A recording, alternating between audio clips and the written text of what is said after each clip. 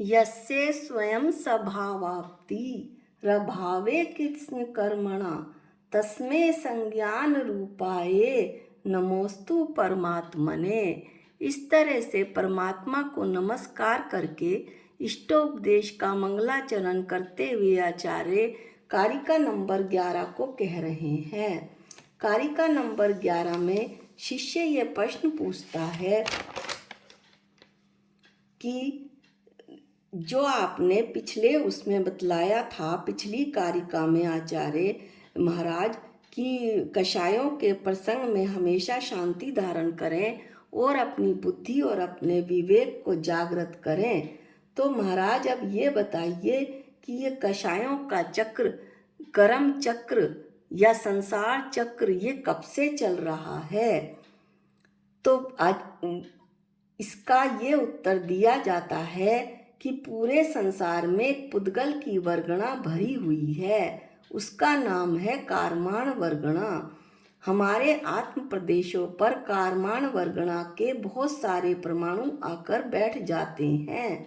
जब मेरी आत्मा में कषाय रूप परिणमन होता है तो वे आत्मा के साथ एक में एकम एक हो जाते हैं, और जैसे हमारे परिणाम अच्छे या बुरे होते हैं, उन कारमाण वर्गणाओं में कर्म बनकर उसी रूप फल देने की शक्ति आ जाती है।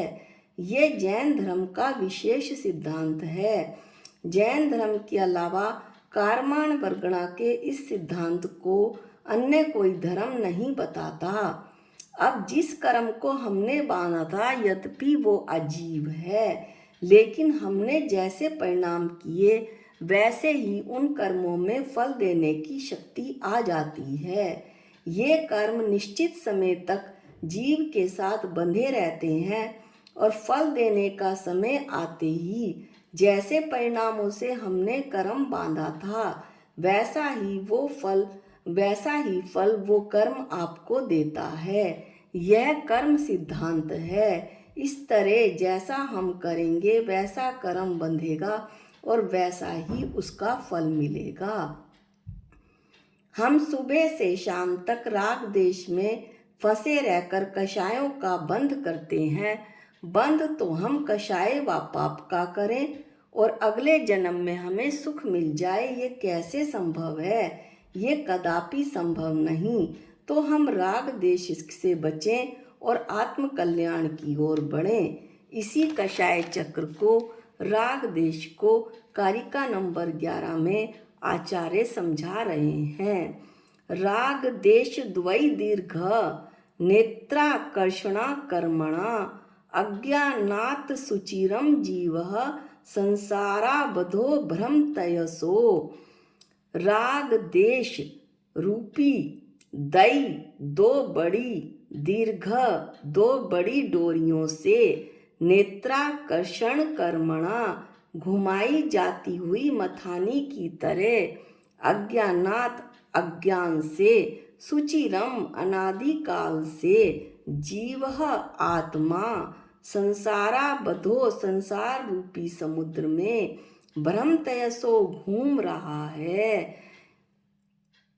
इसका क्या हुआ सरल अर्थ कि राग देश रूपी दो बड़ी डोरियों से घुमाई जाती हुई मथानी की तरह अज्ञान से यह आत्मा अनादिकाल से संसार रूपी समुद्र में घूम रहा है। इसको ऐसे समझ सकते हैं कि पहले दही जमाकर और अब भी दही जमाकर मटके में रख दिया जाता था। बीच में मथानी डाल दी जाती थी। मथानी में एक रस्सी बांध दी जाती थी। उस रस्सी के दोनों सिरे हाथ में लेकर मथानी को चलाया जाता था। कभी एक रस्सी का सिरा खींचा जाता था, कभी दूसरी का। ये तो हुआ दृष्टांत, अब है दाष्टांत। इसी प्रकार संसार में मथानी की दो डोरी हैं। वे डोरी कौन कौन सी हैं? वे डोरी राग और देश की हैं। कभी राग कभी देश, कभी राग कभी देश। इन दोनों राग व देश के कारण निरंतर हमारा संसार चल रहा है। अब इसका पद अनुवाद देखते हैं। दधि मंथन के काल मथानी मंथन भाजन में भ्रमती, कभी इधर तो कभी उधर ज्यों क्षण भर भी ना है थमती। राग देश की लंबी लंबी डोरी से यह बंधा हुआ, ज्ञान बिना त्यों भव में भरता, रुदन करे गला रुंधा हुआ, रुदन करे गला रुंधा हुआ।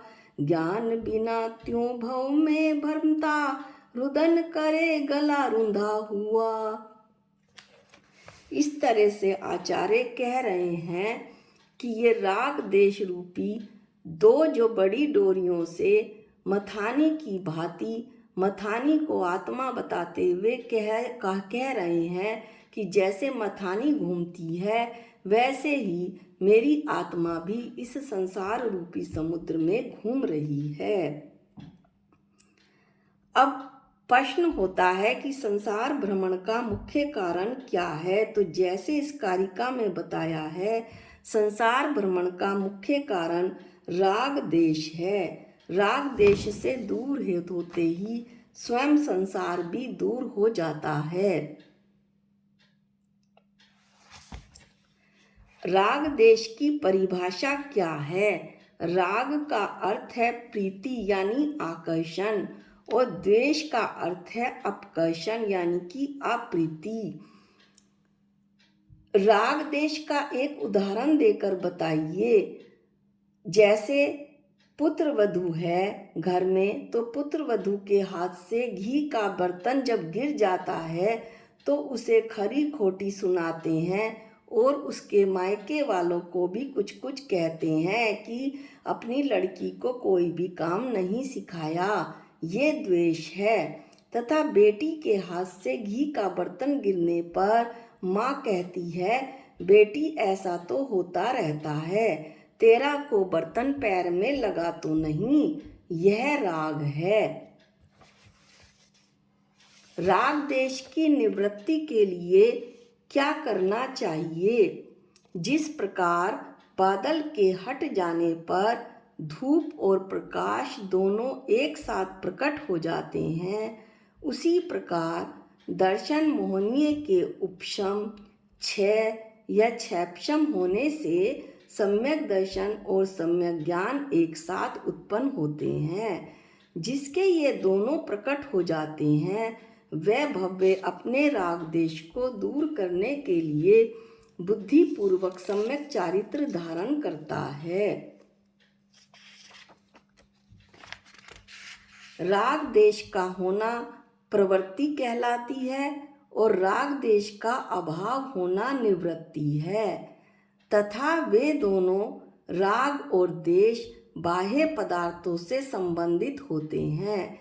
इसलिए जिनसे राग देश उत्पन्न होते हैं ऐसे उन पदार्थों का बुद्धिपूर्वक त्याग करना चाहिए। ऐसा इस कारिका 11 में बताया गया है। अगली कारिका हम अगले वीडियो में उसका अध्ययन करेंगे। आज के लिए इतना ही। जा वाणी के ज्ञान से सूझे लोकालोक, जो वाणी मस्तक नमो सदा देत हूँ धोख। हे जिन वाणी भारती तो है जपूं दिन रैन, जो तेरी शरणागते वो पावे सुख चैन। सबको जय जिनेंद्र।